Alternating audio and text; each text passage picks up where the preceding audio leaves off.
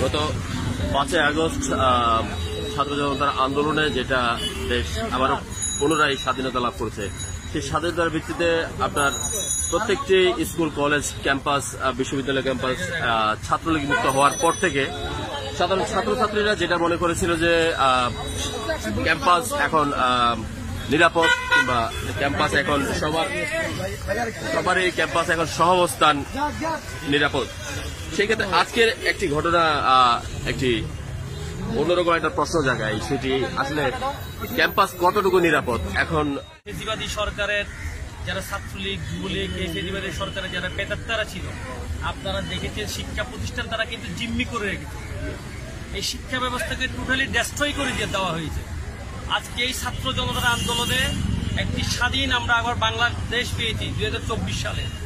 কিন্তু আমরা মনে করি, আমরা বিশ্বাস করি, আমরা চাই শিক্ষা প্রতিষ্ঠানে যাতে লেখাপড়ার, যাতে ছাত্ররা যাতে কোনো ভয়ভীতি ছাড়া যাতে লেখাপড়া করতে পারে এবং সহাবস্থান করতে পারে, আমরা সেটাই চাই। আর যারা এই ধরনের ঘৃণিত কর্মকাণ্ড করেছেন, আমাদের 2 ছাত্র ভাইকে বেদরক পিটুনি দিয়েছে, আপনি দেখেছেন, খুবই আহত হয়েছে। তাদেরকে নিয়ে মোবাইল নিয়ে টর্চারিং করেছে, তাদের নাকি একটা টর্চারিং রুমে গিয়ে তাদেরকে মেরেছে।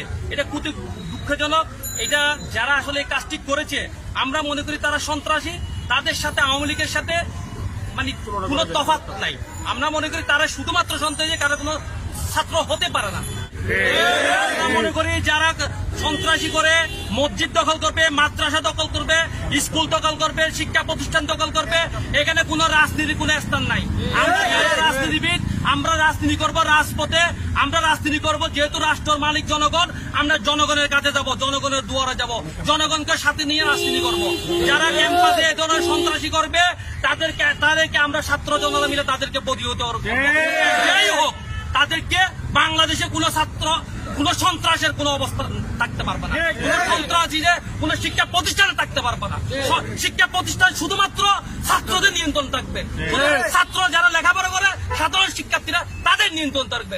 এখানে কোন সন্ত্রাসীদের বহিরাগতের কোন নিয়ন্ত্রণ এবং স্থান থাকবে না। আজকে যে আপনারা আহত হয়েছে, আপনারা সবাই দেখেছেন, আমরা এটা তীব্র নিন্দা জানাচ্ছি এবং প্রশাসন ভাইদেরকে বলবো, আপনারা যারা এই ঘৃণিত ঘটনা ঘটিয়েছেন তাদেরকে আইডেন্টিফাই করে আইনের আওতায় নিয়ে আসার জন্য।